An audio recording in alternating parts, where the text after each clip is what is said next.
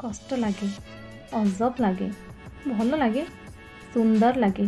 Guys ये सब sentence को आम आम डेली लाइफ रे बहुत व्यवहार करता। आज आम ये सब सेंटेंस को एडवांस इंग्लिश रे शिखिबा।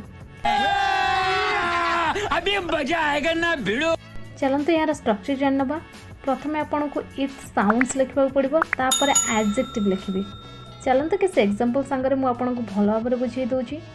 कष्ट लगे, it sounds tough, it sounds tough. अजब लगे, it sounds wired, it sounds wired.